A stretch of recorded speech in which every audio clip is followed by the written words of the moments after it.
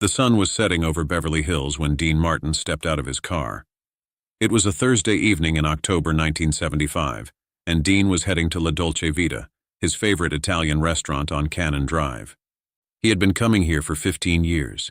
Same table in the corner, same order of veal piccata, same glass of red wine that he would nurse for 2 hours while reading the newspaper or chatting with the owner.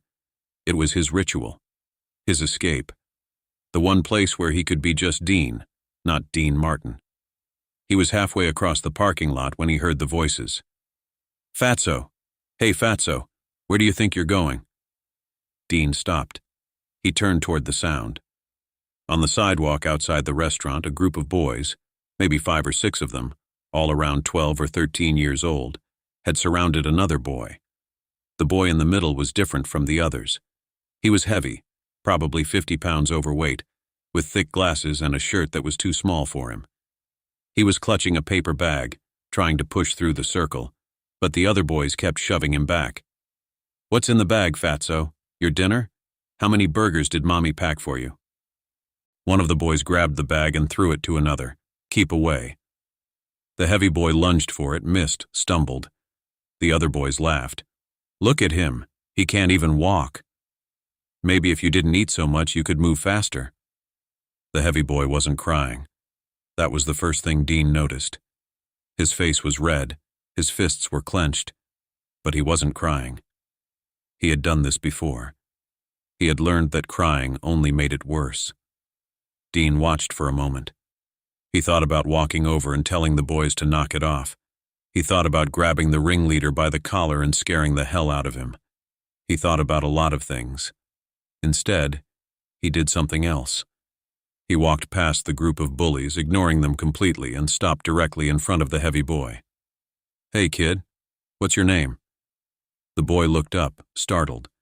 His eyes went wide behind his thick glasses. "Me? Yeah, you. What's your name?" "Danny. Danny Kowalski." "Danny." Dean nodded. "I'm Dean. You hungry?" Danny stared at him, confused. The bullies had stopped their game, frozen by the appearance of this stranger in an expensive suit who was talking to their victim like he was a human being. What? "I asked if you're hungry. I'm about to have dinner and I hate eating alone. You want to join me?" Danny looked at the bullies, then back at Dean. I don't have any money." "Did I ask you for money?" "I asked if you're hungry." For a moment, nobody moved. The bullies were silent, uncertain. They didn't know who this man was, but something about him, the confidence, the calm authority, made them nervous. Dean turned to look at them for the first time. He didn't say anything threatening. He didn't raise his voice. He just looked at them, one by one, with those cool, steady eyes. "You boys done here?" It wasn't really a question. The ringleader dropped Danny's paper bag on the ground. The group scattered like startled pigeons, disappearing around the corner without a backward glance. Dean watched them go, then turned back to Danny. "So, you coming or what?" Danny Kowalski had never been inside a restaurant like La Dolce Vita. His family ate at diners, fast food places, the occasional pizza parlor for special occasions. They didn't eat at restaurants with white tablecloths and candles and waiters who called you sir.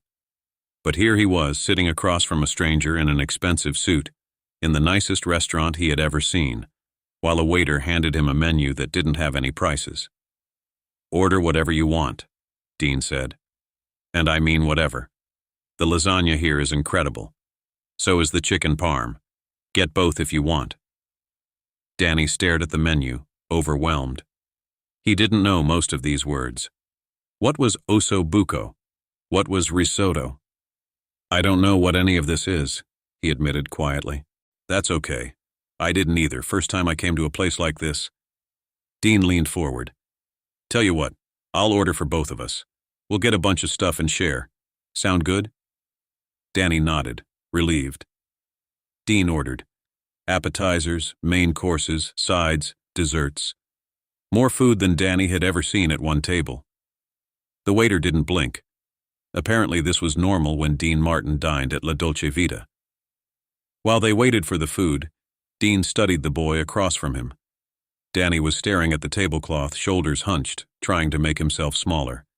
It was a posture Dean recognized. The posture of someone who had learned that being noticed was dangerous. "So, Danny, how old are you?" 12. 13 in March. 12? That's a tough age. Dean took a sip of his wine. "Those boys back there, they do that a lot?" Danny shrugged. "Every day, different boys, same thing. At school, on the way home, at the park. Doesn't matter where I go." "What do they say?" "You heard them. Fatso, pig, whale." Danny's voice was flat, reciting. "They say I'm disgusting. They say no girl will ever like me. They say I should just stay home so nobody has to look at me." Dean was quiet for a moment. Then he said, "You believe them?" Danny looked up, surprised by the question. "What? Do you believe what they say? Do you think you're disgusting? Do you think you should stay home?" Danny didn't answer, but his eyes said everything. "Let me tell you something, Danny." Dean leaned back in his chair. "When I was your age, I was the skinniest kid in Steubenville, Ohio. I mean skinny. My ribs stuck out like a xylophone. Kids called me Bones. They said I looked like I was dying. They said a strong wind would blow me away." Danny looked at him skeptically. Dean Martin was one of the most famous men in America. It was hard to imagine him as a skinny kid getting picked on. "I'm serious, I was pathetic. Couldn't throw a ball, couldn't run, couldn't do anything athletic. And in a steel town like Steubenville, that made you a target. The boys would chase me home from school every day. I got beat up more times than I can count." "What did you do?" "Nothing. I couldn't fight them. There were too many, and they were bigger than me. I couldn't outrun them. I couldn't hide. So I just took it. Every day, I took it. And every night, I went home and cried in my room where nobody could see." Danny was listening intently now. This wasn't what he expected to hear. "But here's the thing." Dean leaned forward again. "Those boys, the ones who called me Bones and beat me up and made my life hell, I don't remember their names, not a single one. They're gone. They're nothing. They peaked at 13 years old, picking on a skinny kid, and it was all downhill from there." He gestured around the restaurant. "And me? I'm sitting in the best restaurant in Beverly Hills having dinner with a new friend, and tomorrow I'm going to wake up and do whatever I want because I'm Dean Martin and I don't answer to anybody." Danny was staring at him. "You know what the difference is between me and those boys who picked on me?" "What?" "I didn't let them define me. They told me I was worthless, and I decided they were wrong. They told me I'd never amount to anything, and I decided to prove them wrong. Not to them. I didn't care about proving anything to them. To myself. I decided to become someone I was proud of, regardless of what anyone else thought." The food arrived, plates and plates of it, covering the entire table. Danny's eyes went wide. "Eat," Dean said. "We'll talk more." They ate in silence for a while. Danny had never tasted food like this, rich, complex, nothing like the frozen dinners and fast food he was used to. He felt guilty for enjoying it so much, for eating so much, but Dean kept pushing more food toward him. "So those boys today," Dean said eventually. "They called you fat. They threw your bag around. They made you feel small." Danny nodded, his mouth full. "And tomorrow they'll do it again. And the next day. And the day after that. Am I right?" Danny nodded again. "So let me ask you something. What do you think cool is?" Danny thought about it. "I don't know. Being popular? Being good at sports? Having nice clothes and lots of friends? That's what most people think. That's what those boys think." Dean shook his head. "They're wrong." "Then what is it?" Dean set down his fork and looked Danny directly in the eyes. "Cool is not caring what idiots think. That's it. That's the whole secret. Cool isn't about being thin or popular or athletic or rich. Cool is about being so comfortable in your own skin that other people's opinions roll right off you." He picked up his wine glass. You know why people think I'm cool? It's not because I can sing or tell jokes or make movies. It's because I genuinely, truly do not care what anyone thinks of me. I don't care if critics hate my movies. I don't care if reporters write mean things about me. I don't care if Frank Sinatra thinks I should work harder, or if my ex-wives think I'm a bad husband. I just don't care. Danny was listening with his whole body now. Those boys who pick on you, they want a reaction. They want you to cry, to fight back, to give them power over you. The moment you stop caring what they think, they lose that power. You become untouchable. But how? Danny asked. How do you just stop caring? They're right in front of me saying terrible things. How am I supposed to not care? Dean smiled. That's the hard part. It doesn't happen overnight. It's something you practice every day, until it becomes real. You wake up in the morning and you tell yourself, I am who I am. I like who I am. And if other people don't like it, that's their problem, not mine. He leaned back. Let me ask you something. Those boys who called you Fatso, are they happy? Danny thought about it. I don't know. I guess not. The main one, Kevin, his parents are divorced. And another one got held back a grade. And, see? They're miserable. That's why they pick on you. Not because there's something wrong with you, but because there's something wrong with them. Happy people don't go around making other people feel bad. Only miserable people do that. Dean pointed his fork at Danny. Here's what I want you to understand. Those boys are trying to bring you down because they feel down themselves. If you let them succeed, they win. But if you can look at them and see them for what they really are, scared, unhappy kids who need to hurt someone to feel better about themselves, then you've already won. You've risen above them. You've become untouchable. Danny was quiet for a long time, processing this. You really don't care what anyone thinks? He finally asked. Not a damn bit. But how? You're famous. Everyone has an opinion about you. Dean laughed. Exactly. Everyone has an opinion. And if I tried to please everyone, I'd go crazy. So I stopped trying. I do what makes me happy. I sing the songs I want to sing. I make the movies I want to make.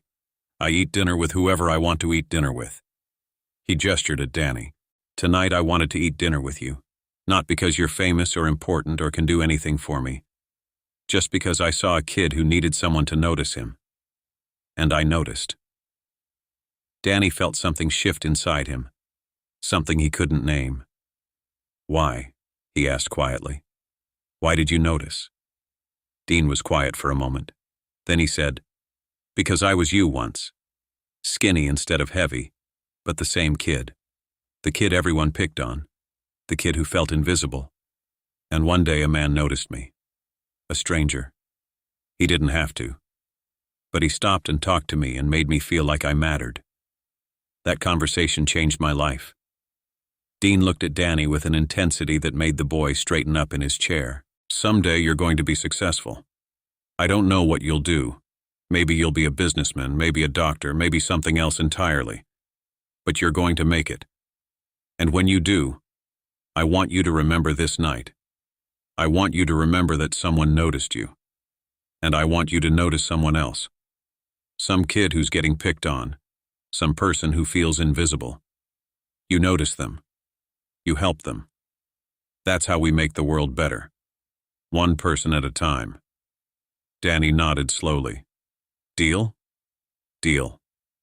They finished dinner. Dean ordered more dessert than any two people could eat, and they worked their way through as much of it as they could. By the end, Danny was laughing, actually laughing, at Dean's stories about Hollywood, about Frank Sinatra, about the ridiculous things that happened on movie sets. When it was time to leave, Dean called for the check and paid without letting Danny see the amount. They walked out together into the cool evening air. You need a ride home? Dean asked. I live pretty close, I can walk. You sure? Those boys might still be around. Danny thought about it.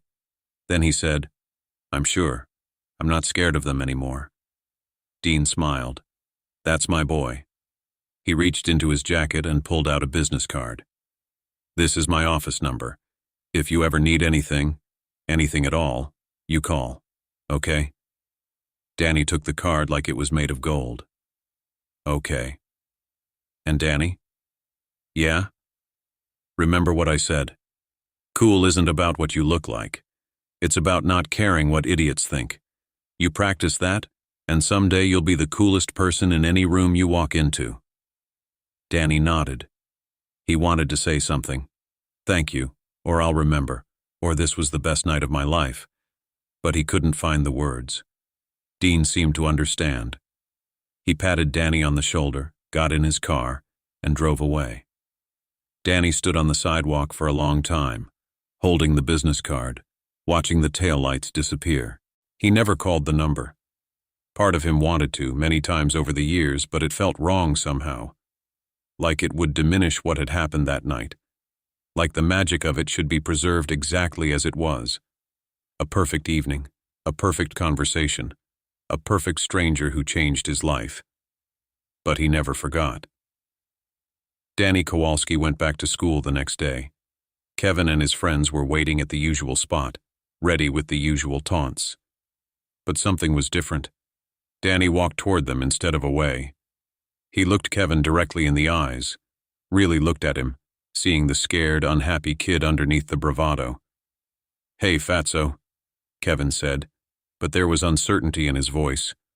"Where do you think you're—" "My name is Danny," Danny said calmly. "You can call me Danny." Kevin blinked. This wasn't the script. The fat kid was supposed to hunch his shoulders and try to slip past. He wasn't supposed to make eye contact. He wasn't supposed to speak. "What did you say?" "I said my name is Danny, and I'm going to class now. You can come with me if you want, or you can stay here. I don't really care either way." Danny walked past the group, his heart pounding but his face calm. He expected someone to grab him, to push him, to start the usual routine. But nobody did. They just watched him go. The bullying didn't stop completely. These things never end that cleanly. But something had shifted. Danny stopped reacting the way they expected. He stopped giving them the satisfaction of seeing him hurt. And gradually, over months and years, they lost interest.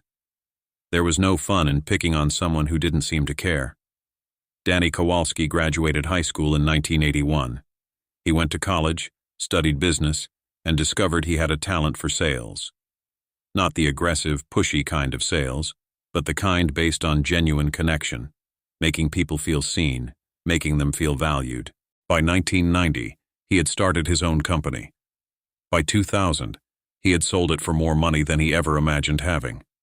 By 2010, he was a philanthropist, using his wealth to fund programs for at-risk youth, for kids who were bullied, for anyone who needed someone to notice them. He never forgot Dean Martin's words. He carried them with him every day, through every challenge, every setback, every moment of doubt. Cool is not caring what idiots think. When Dean Martin died on Christmas Day 1995, Danny cried. He was 42 years old, a successful businessman, a husband and father, and he cried like a child. His wife found him in his study, holding an old business card that had been in his wallet for 20 years. "Who was he to you?" she asked. "He was the first person who ever made me feel like I mattered," Danny said. He told her the whole story. The bullies, the restaurant, the conversation that changed his life. His wife cried too. "You should tell that story," she said. "Other people should hear it." "Someday," Danny said, "when the time is right."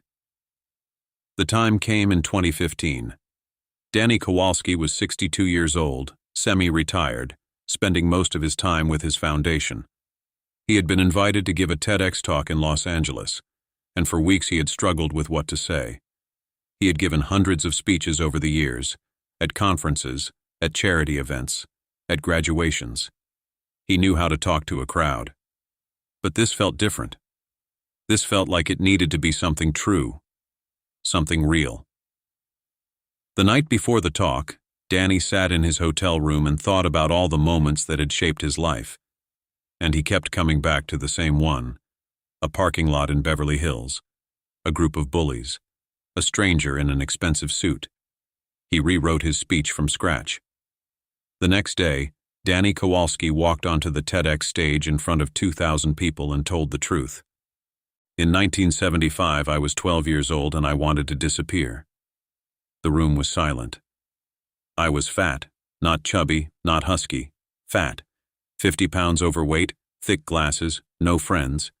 Every day was a war. A war against the kids who called me names, who threw my things, who made me feel like I was less than human. Danny paused. One evening in October, I was walking past a restaurant in Beverly Hills. A group of boys found me and started their routine. Fatso, pig, whale. They took my bag and threw it around. I stood there and took it, like I always did. He looked out at the audience. And then a man walked over. A stranger. He ignored the bullies completely. He looked at me, just me, and asked my name. Then he asked if I wanted to have dinner with him. Danny smiled. The man was Dean Martin. A murmur went through the crowd. Dean Martin, the singer, the actor, the king of cool. I didn't know who he was at first. I was 12 and didn't pay much attention to old celebrities. But he took me into that restaurant, sat me down at his table, ordered more food than I had ever seen, and talked to me like I was a person. Like I mattered. Danny's voice cracked slightly. He told me something that night that I have never forgotten. He said, "Cool is not caring what idiots think." He said being cool isn't about being thin or popular or athletic. It's about being so comfortable in your own skin that other people's opinions roll right off you. He looked directly into the camera. I have carried those words with me for 40 years. Through school, through college, through building a business, through marriage and fatherhood and all the challenges life throws at you. Every time I face criticism, every time someone tries to tear me down, I hear Dean Martin's voice.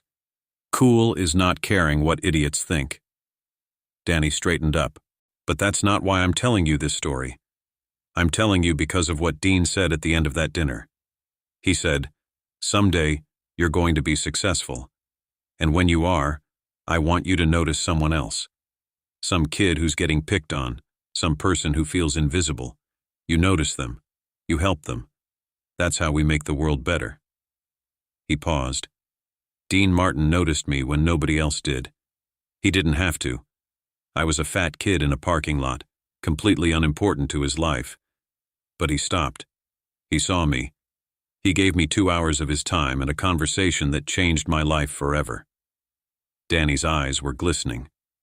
So today, I'm asking all of you, who are you going to notice? Who's the person in your life, at your school, at your office, in your neighborhood, who feels invisible? Who's getting picked on, ignored, forgotten? He leaned into the microphone. Notice them. Talk to them. Make them feel like they matter. You don't have to be Dean Martin. You don't have to be rich or famous. You just have to care. One conversation, one evening, one act of simple human kindness. It can change someone's life forever. He stepped back from the podium. 40 years ago, a stranger noticed a sad, lonely kid and decided to do something about it. That kid grew up to help thousands of other kids through his foundation. And those kids will grow up to help others. That's how it works. That's how we make the world better. Danny looked out at the audience one last time. Dean Martin taught me what cool really means.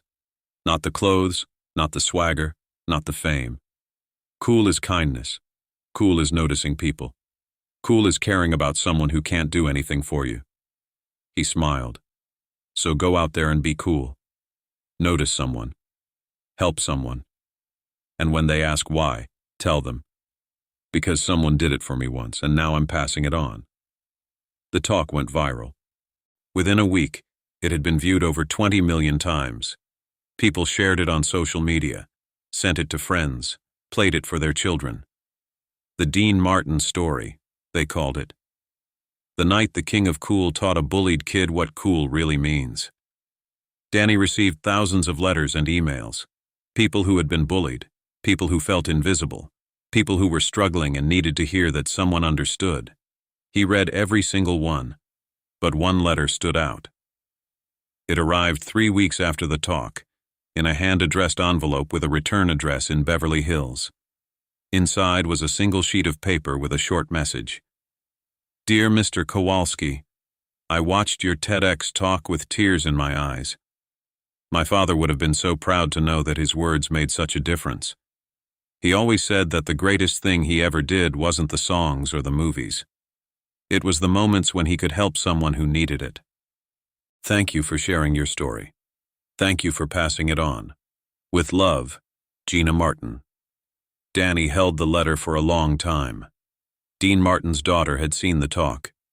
Dean's family knew that their father's kindness was still rippling through the world 40 years later. Danny framed the letter and hung it in his office, next to the old business card that had been in his wallet for decades. Every day he looked at them and remembered. A parking lot, a group of bullies, a stranger who noticed, and a definition of cool that had nothing to do with fame, money, or swagger, and everything to do with being kind.